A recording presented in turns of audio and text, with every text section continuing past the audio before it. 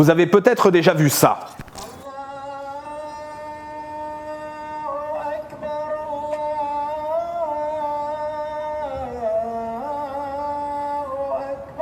Vous êtes en effet des millions à avoir visionné cette vidéo filmée en direct il y a 2 ans presque jour pour jour. Il s'agissait d'un appel à la prière islamique qui a été diffusé par une mosquée radicale pendant 15 jours et imposé à tout un quartier de Nice. Ce que vous ne savez pas, ce que vous ne pouvez pas vous imaginer bien sûr, c'est que celui qui est à l'origine de l'installation de cette mosquée est aujourd'hui le candidat que Marine Le Pen et la direction du RN ont décidé d'investir face à moi aux élections législatives.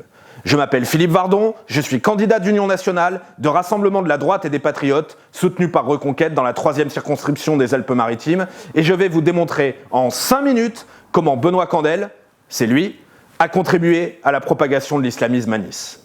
Il faut comprendre que Benoît Candel a été à bonne école. Il a été propulsé en politique par Christian Estrosi, dont j'ai déjà dénoncé et démontré à de nombreuses reprises les dangereuses compromissions, en particulier avec la mouvance des Frères musulmans. Et concernant cette grande mosquée, quartier Roquebillière à Nice-Est, l'affaire remonte en fait à 10 ans en arrière. Il est l'imam de cette petite salle de prière qui accueille près de 300 fidèles, ici route de Turin.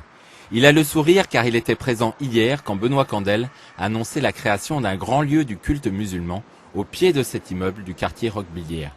Je pense que là, vous reconnaîtrez sans problème. Au pied de cet immeuble du quartier Roquebillière.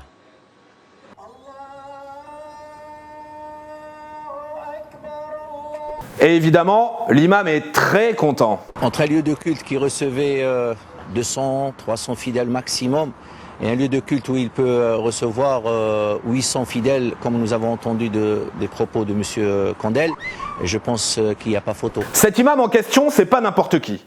Othman Aïssaoui, c'est en réalité le patron local de l'Union des organisations islamiques de France, l'UOIF, c'est-à-dire des représentants des frères musulmans dans notre pays. Sans compter que l'UOIF ne cache pas ses liens avec les frères musulmans. Le mouvement le plus dangereux, le plus structuré, le plus influent est celui des frères musulmans. C'est depuis des années un partenaire de Christian Estrosi. Vous voyez, il y a cette capacité, suivant les normes, de 800 personnes. Et maintenant, écoutez bien. Vous allez voir comment, à l'époque, Benoît Candel justifie l'installation de cette mosquée radicale lorsqu'on l'interroge sur un marché. Une phrase ressort de la conversation. C'est pour ça qu'on a mis le projet à Roquebillière, parce que là-bas, il y a une personne, quasiment pas d'une fois dans cette terre. Oui, vous avez bien entendu. Benoît Candel explique que c'est pas grave d'installer une mosquée radicale dans des locaux municipaux, parce qu'après tout, dans ce secteur, le grand remplacement est déjà bien avancé. Quel cynisme! Le résultat, après signature du bail par la municipalité, c'est que 10 ans plus tard, donc, on se retrouve avec ça.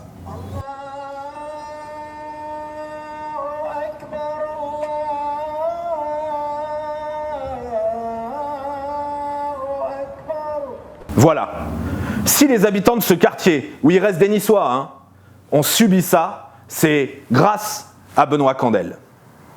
Et vous vous en doutez, ça n'a pas été la seule compromission de Benoît Candel avec cette mouvance. Par exemple, Benoît Candel a voté plusieurs milliers d'euros de subventions pour les jeunes musulmans de France, l'association de jeunesse des islamistes de l'UOIF. C'est aussi Benoît Candel qui a signé l'autorisation des travaux de la mosquée En-Nour, dans le quartier des Moulins, une mosquée dont les liens avec l'Arabie Saoudite sont connus.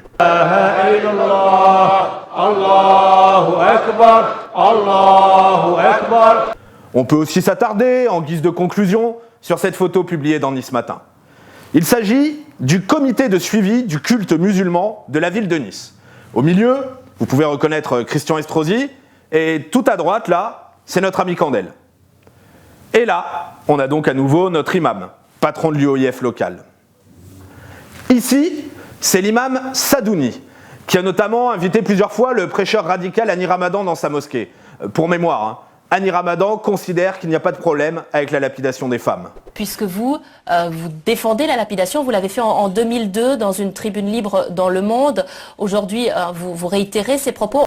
Et puis là, on a même l'imam tchétchène, Magomadov, qui était à l'époque l'imam d'une mosquée installée dans un local municipal avec un loyer sous-évalué. J'ai personnellement fait condamner la municipalité pour ça en 2013. Alors forcément, arrivé là, vous vous demandez comment celui qui est l'un des responsables de ça, peut être soutenu dans cette élection par le Rassemblement national. Et vous avez raison. Benoît Candel a défendu l'installation de cette mosquée. Moi, je suis intervenu pour faire cesser cet appel à la prière. Quand moi, je faisais condamner la municipalité pour le loyer sous-évalué d'une mosquée radicale, lui, il autorisait les travaux d'une mosquée à financement saoudien. Pour résumer, je combats depuis des années l'islamisation de Nice. Benoît Candel, lui, en a été le complice. Alors maintenant, à vous de faire connaître la vérité. Diffusez cette vidéo. Et bien sûr, si vous votez dans la 3e circonscription des Alpes-Maritimes, si vous habitez à Nice-Nord, Nice-Est, ou dans les communes de Saint-André-de-la-Roche, Falicon ou La Trinité, pour défendre notre civilisation et refuser l'islamisation, ne vous trompez pas de bulletin le 12 juin.